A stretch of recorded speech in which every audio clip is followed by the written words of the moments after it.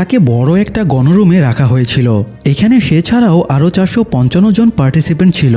প্রত্যেকের ড্রেস বদলে এখানকার ইউনিফর্ম দেওয়া হয়েছিল, আর প্রতিটা ইউনিফর্মে পার্টিসিপেন্ট নম্বর দেওয়া ছিল।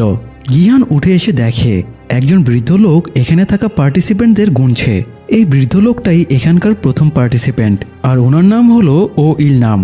আর গিহান ছিল এখানকার লাস্ট, অর্থাৎ 456 নম্বর পার্টিসিপেন্ট। গিহান ইলনামকে বলে, কাউন্টিং স্ক্রিনে তো লেখাই আছে এখানে 456 জন পার্টিসিপেন্ট আছে, তবুও সে গুনাগুনি কেন করছে? ইলনাম বলে তার মাথায় একটা টিউমার আছে, তাই সে সবকিছু ভুলে যায়, এই জন্য ডাক্তার তাকে গোনাগুনি করতে বলেছে। গিহান লোকটার সাথে কথা বলছিল, তখন সে শোরগোল দেখতে পায়। জাং ডেউকসু নামের এক বদমাস কাংসে বিয়ক নামের একটা মেয়েকে মারছিল।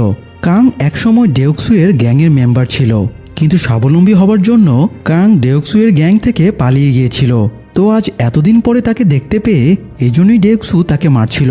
গিহান এগিয়ে দেখে ডেউকসু যে মেয়েটাকে মারছে সে আসলে ওই মেয়েটাই, যে গিহানের পকেট কেটে জুয়ায় জেতা টাকাগুলো চুরি করেছিল।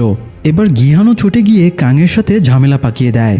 এ সময় কিছু অদ্ভুত ড্রেস পরা লোক বেরিয়ে আসে, তাদের সবার মুখ মাস্ক দিয়ে ঢাকা ছিল।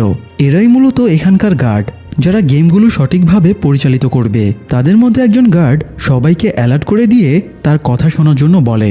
পার্টিসিপেন্টদের যেহেতু অজ্ঞান করে এখানে আনা হয়েছিল, তাই অনেকেই গেমের ওপর থেকে ভরসা হারিয়ে ফেলেছিল। গার্ড বলে সে কাউকেই এখানে জোর করে তুলে আনেনি, বরং এখানকার সবাই ঋণে ডুবে আছে, তাই এই পথ বেছে নিয়েছে। সে কয়েকজনের ডিটেলসও তুলে ধরে এবং বলে তারা এখানকার প্রত্যেক পার্টিসিপেন্টের ব্যাপারে A to Z সব জানে, তাই কেউ যেন বিশৃঙ্খলা না করে। এরপরে সে গেমের কিছু রুলস সবাইকে জানায়, যেমন প্রথমত কোনো খেলোয়াড় খেলা বন্ধ করতে পারবে না, দ্বিতীয়ত কোনো খেলোয়াড় খেলতে অস্বীকৃতি জানালে তাকে বাদ দিয়ে দেওয়া হবে, তৃতীয়ত অধিকাংশের সম্মতির ভিত্তিতে সিদ্ধান্ত গ্রহণ করা হবে। যে কোনো মুহূর্তে যদি অধিকাংশ পার্টিসিপেন্ট খেলা বন্ধ করার পক্ষে থাকে তাহলে খেলা বন্ধ করে দেওয়া হবে। এরপরে গার্ড একটা বিশাল কাচের ভোল্ট দেখিয়ে বলে মোট 6 রাউন্ড খেলা হবে। প্রতিটা রাউন্ডের শেষে এই ভোল্টে টাকা জমা হবে। শেষ পর্যন্ত যে গেম জিতবে সে এই ভোল্টের পরিমাণ টাকা পেয়ে যাবে। এটা শুনে সবাই খেলতে রাজি হয়ে যায়, তাই গার্ডেরা প্রত্যেকের কাছে একটা এগ্রিমেন্ট পেপারে সাইন করিয়ে নেয়। এরপরে তাদের ফটো তুলে নিয়ে গেমের জন্য সব প্রসেসিং শেষ করা হয়।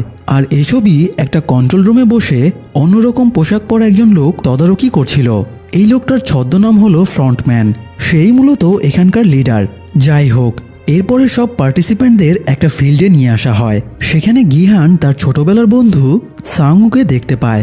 সাংউ ছোটবেলা থেকেই অনেক ট্যালেন্টেড, সে অনেক বড় কোম্পানিতে চাকরি করত, তাকে গ্রামের গর্ব বলা হতো, কিন্তু সেও